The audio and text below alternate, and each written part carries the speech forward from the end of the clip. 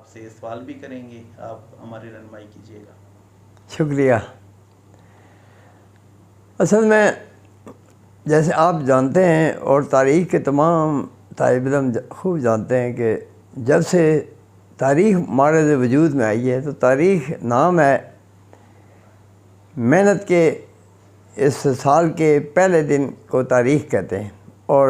جب تک محنت کا استحصال جاری رہے گا اور ظالم قوتیں انسانیت کو ہر چیز سے، ہر نعمت سے محروم کرتی رہیں گی، استحصال اور جبر، ظلم اور تشدد جب تک جاری ہے، اس وقت تک اس ساری کی مجموعے کو ہم تاریخ کا دور کہتے ہیں۔ اور تاریخ سے پہلے اور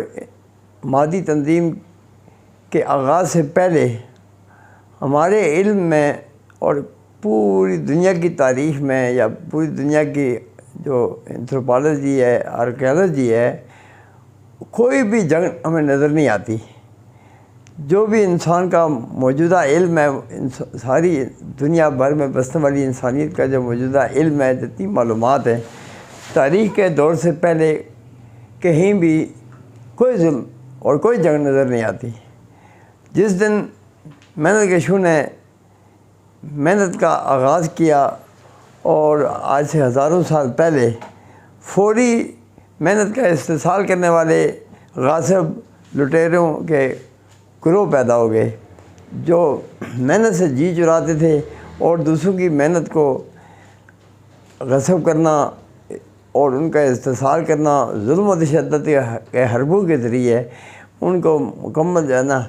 ہر چیز سے محروم کر دینا ان کا وتیرہ تھا۔ اور ہم دیکھتے ہیں کہ جو یہ ظلم و ستم شروع ہوا، اس کے ساتھ ہی انسان کی جو طینت ہے وہ ہے مزاحمت، کہ وہ ظلم کو، چونکہ ظلم خلاف فطرت ہے، اور ظلم کو کبھی بھی انسان نے اور انسان کی فطرت نے تسلیم نہیں کیا، اور اس کے خلاف جبر کے، ظلم کے پہلے دن سے مزاحمت کا بھی وہی پہلا دن ہے جو ظلم کا پہلا دن ہے۔ اور انسان نے کبھی دل و جان سے اس کو نہ، یہ چونکہ اس کی کراہت ہے، وہ تو بالکل ازر من الشمس ہے کہ ساری جو نظام عالم ہے، نظام کائنات ہے، اس میں ظلم کا کوئی وجود، کوئی جواز نہیں ہے۔ لہذا انسان نے ہزاروں سال پہلے ظلم کے خلاف جدوجہد کا آغاز کیا تھا، اور ہمیں مختلف ادوار میں، ہمیں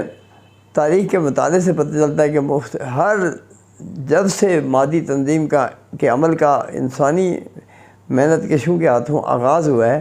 اس دن سے ظلم اور اسی دن سے مزاحمت اس کے خلاف اور اس کا مقابلہ اور اس کو غیر فطری اس کے نظام کو مٹانے کے لیے انقلابیوں کی جدوجہد وہ ہمیں تاریخ کے دھارے پر چمکتی نظر آتی ہے۔ اور اس کے بعد مختلف ادوار میں کبھی اس انقلابی جدوجہد کا وہ علم تھاما انبیاء مرسلین نے، اور انبیاء مرسلین کے بعد ان عظیم شان انقلابیوں نے جو فطرت کے ماننے والے تھے، جو ظلم ستم کے انکاری تھے اور ظلم کی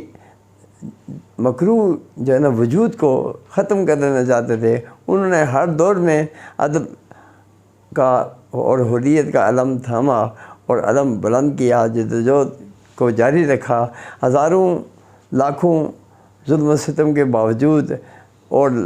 کروڑوں محنت کشوں کی شہادت کے باوجود کبھی بھی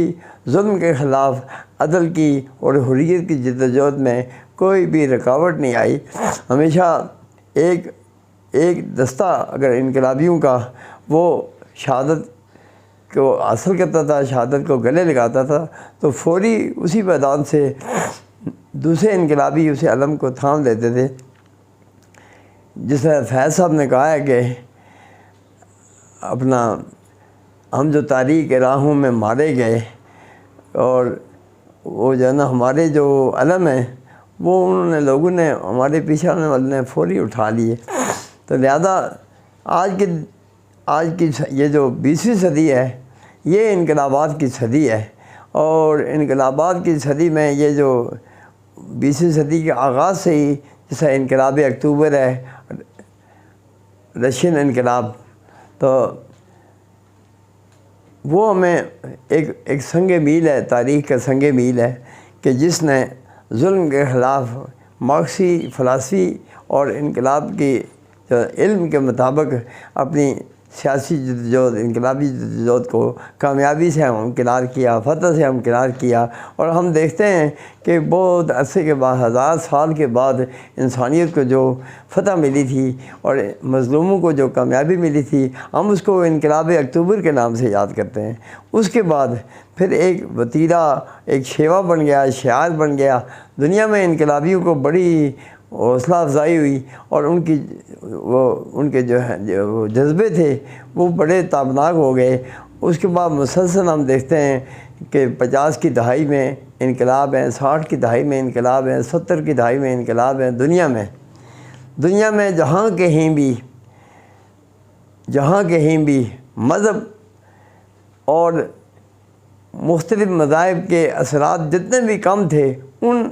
خطوں میں انقلابات بڑی کامیابی سے رونما ہوئے ہیں۔ اور ہم دیکھتے ہیں کہ جہاں مذاہب تھے وہاں ظلم کی انتہا تھی، لیکن کسی بھی مذہبی خطے میں، چاہے وہ مسلمانوں کا ہو یا عیسائیوں کا ہو یا ہندوؤں کا ہو یا سکھوں کا ہو یا یہودیوں کا ہو یا بدھسٹوں کا ہو، کسی بھی ایسے خطے میں انقلاب برپا نہیں ہوا جہاں ظلم تو بے پناہ تھا، بلکہ جو مذاہب کے خطے ہیں وہی آبادی کے خطے ہیں۔ کثیر اجتحام آبادیاں وہیں ہیں جہاں مذاہب ہیں۔ تو لیکن ہم دیکھتے ہیں کہ اس تاریخ کے اس بد نصیب اور نامسعود عہد کو دیکھتے ہیں کہ جہاں کہیں بھی ظلم ہے، اگر وہاں مذہب ہے تو ظلم کے خلاف کوئی جدوجہد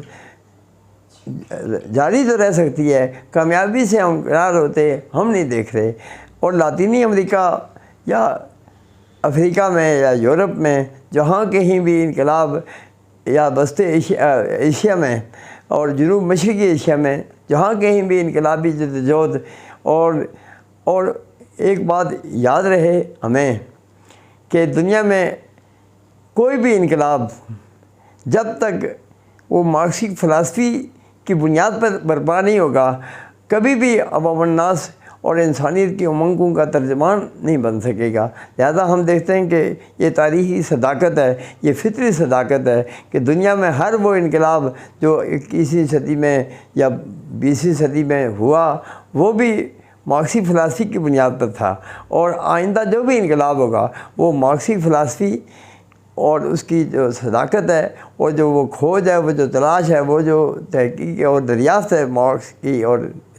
اینگلز کی اور کامریڈ لینن کی، جو بھی علمی دریافتیں ہیں اور جو صداقت کی کھوج انہوں نے لگائی ہے، اس کی بنیاد پر جب بھی انقلاب برپا ہوں گے، انقلاب وہی کہلائیں گے جو مارکسی فلسفی کی علم کی بنیاد پر اور فطری صداقت کی بنیاد پر انقلابی لوگ برپا کریں گے۔ کبھی بھی کسی انقلاب کو جو ایک جبر و تشدد کے ذریعے آتا ہے، یا کسی فوج کے ذریعے آتا ہے، یا کسی اور گروہ کے ذریعے آتا ہے، وہ کبھی بھی انقلاب نہیں ہوگا، اس لیے کہ وہ ایک ایسا دھڑ ہوگا، ایسا جسم ہوگا جو روح سے خالی ہے۔ مارکسی فلسفی انقلابات کی روح ہے، اور روح اثر ہی فطری صداقت ہوتی ہے۔ لہذا ہم دیکھتے ہیں آج ہم ایک ایسے شہید کی یاد میں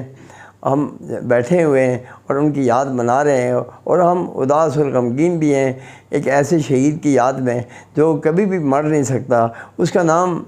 جو تاریخ عالم میں مشہور نام ہے وہ ہے عظیم شان چے گیوارا۔ چے گیوارا جو ارجنٹائن کا ایک